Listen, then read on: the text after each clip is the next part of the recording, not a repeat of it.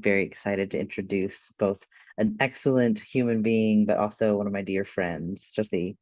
And so Sruti Swaminathan is an attorney, a staff attorney with the LGBTQ and HIV Project at ACLU. Shruti does some really impressive and impactful and important work on behalf of our community. And so really excited to have you here. You can look up Shruti's full bio at aclu.com or .org, but has done some great stuff, including in 2023, it was named one of the best LGBTQ lawyers under 40 by the National LGBTQ Bar Association, and is just an all-around upstanding human. So Shruti, I'm going to turn it over to you to give your remarks, but thank you so much for being here. I really appreciate it. Thank you for that intro, Elliot. I love you. I love you for putting this on for our community. As Elliot said, I'm Sruti Swaminathan. I use they and them pronouns, and I'm a staff attorney with the ACLU's LGBTQ and HIV project based in New York City. I'm trans, I'm South Indian. I'm about to turn 33 next week, and I am so grateful to be in community with you all today. I want to first begin by acknowledging what a challenging time this is to be trans, to be a young person, to be fighting for justice, to be raising children, to be just existing in this world. It can feel so despairing, and coming together for me is the antidote.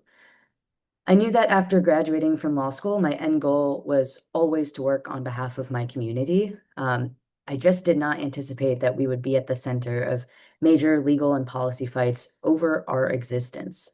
And so, as my previous speaker did, I hope to go both personal and professional in what I share with you all today. So first, I want to share a bit about me. I'm a stranger to most of you right now, and by the end of these 10 minutes, I hope to be family. These issues are deeply personal to me. As a South Indian queer and trans human, finding acceptance was very difficult. I was born and raised in New Jersey and grew up in an extremely conservative Indian household. And at age 3, I begged my parents for dinosaur wallpaper and to be allowed to wear masculine Indian attire to the temple and to cut my hair short. And I was told that none of those asks were appropriate for me. I prayed for the day that I could be in my own home with short hair in a masculine body and dressing in clothes that actually fit me and made me feel safe. And finally, that day has come for me, right? I've been able to access gender affirming medical care. I've been able to bring my true self to parts of my family. And I've dedicated my career to fighting back against laws and policies that seek to erase us, that seek to prevent us from accessing life-saving gender affirming care, and that try to push us out of public life. We won't let that happen. What we are witnessing in this moment is an agenda attempting to erase us, an effort to discourage us from being who we are. But we know that these efforts will fail because we know who we are, and this administration does not get to tell us who we are. This last year has been one of the most professionally devastating of my life. 26 states have passed anti-trans health bans, and anti-trans lawmakers have effectively capitalized on the rhetoric that demonizes our lives, our body, and our healthcare. And just last week, the Supreme Court ruled against us in US v. Skrmetti, a case that I work on that challenged the constitutionality of Tennessee's categorical ban on care for minors. I want to be honest that this is a painful setback from the Supreme Court, but the court left us with other tools to fight back against the political extremists who are targeting our safety and our dignity. It is a narrow ruling that addresses only the constitutionality of a law barring gender-affirming medical treatments for minors under the Equal Protection Clause. It does not impact adult care. It does not impact restroom access or sports participation. And most importantly, this ruling does not change the law in states that have not passed bans on this care, and that care remains available in those states. What's important to remember is that no matter what the court or politicians say, trans young people and us adults and our families are not alone in this fight. We're going to continue to fight inside the courtroom and in our communities across the country to ensure that all people, including our beautiful community, have the freedom to shape our own futures. And there's a long-standing cultural movement to limit bodily autonomy and reinforce gender norms, but it is ahistorical to suggest that attacks on bodily autonomy are new. This is a larger effort focused on controlling how people move, how people identify, and destabilizing the ability of people to make decisions for ourselves, which means we do have to recognize the limits of this system in our fight for justice. So when thinking about the path forward, I like to start with reminding myself of that these attacks are not new and our community has survived and thrived even in the face of egregious governmental and societal assaults. Unfortunately, governmental violence is a mainstay of our systems and our culture, but so too is resistance, community care, and power building. So I don't like to, only mention the doom on these things. There's so much to be, grateful for. And so I like to talk about what we can do, right? The first thing we can do is take care of each other, right? We need to ensure that we have networks set up to care for each other when the government fails us. And this looks like investing in clinics on state borders for gender-affirming medical care, figuring out resources to distribute the care, to pay for the care, to move people and families to safety.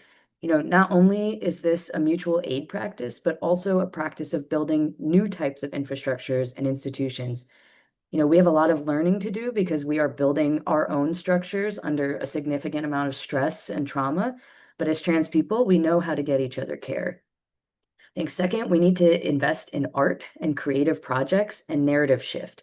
Our ability to win in court and win in the legislatures is dependent on our ability to tell full and nuanced stories about our lives, to provide accurate information about our healthcare instead of the misinformation in the media, and to do so by pursuing our creative projects and telling these stories. This means centering our joy and our history. It means engaging on our own terms and being disruptive because queerness is a culture of disruption. And, for the trans and non-binary young people on this call today, I just want to tell you, you are so seen, you are so loved, and you are so important. I cannot imagine what it feels like to be bombarded with news and executive orders and legislation contemplating our existence while simultaneously keeping up with schoolwork and activities and your health. You are stronger than you even know during this incredibly scary time. But you need to remember that they can never stop us from being trans, and we will always find a way to carry forward. And again, I encourage you to share your stories, share your joy. I look in the mirror now and I am reminded of how much work we do as trans and non-binary people to advocate for ourselves, to fight for our masculinity and our femininity and our androgyny, and to feel safe in our bodies and wear our scars proudly. I feel so lucky to be a trans adult who is working on behalf of other trans and non-binary people because I'm just reminded daily of how our freedom and defiance of these categories and bodily control is just so threatening to fragile cis heterosexual structures. And so I want to be a source of support for anyone who has listened to me this morning and thought maybe we have something in common and maybe we can continue to support one another over the next 4 years and beyond. Thank you so much. Again, thank you to Elliot. I love you, and I'm so grateful that you put this on, and it's such an honor to be here. Yeah, I'm glad to be in community, and I will pass it to you, Elliot, or the next speaker. Yeah, but stay here for a minute. I want Mm. you to tell us, what do you do to take care of yourself that includes not work, but like fun and joy? What do you do? Well, this is very recent, but my wife is a big plant person, and I've never been a plant guy. But I started watering her plants, and it's while she's out of town, and it's brought me a lot of joy to put water into a pail and pour it out and watch it pour onto plants. And so I think a new part of my therapy going forward is going to be watering plants and just being outdoors more and enjoying that fresh air while I can. And I'm a Cancer. My birthday next week. It's the summer. So the sun is also quite an antidote for me in doing this work. So yeah, I encourage folks to just get outside as much as you can and maybe water some plants because I've found a new source of joy in that. Yeah, we got some happy early birthdays for Oh, you thank you all. Thank Chad as you. well.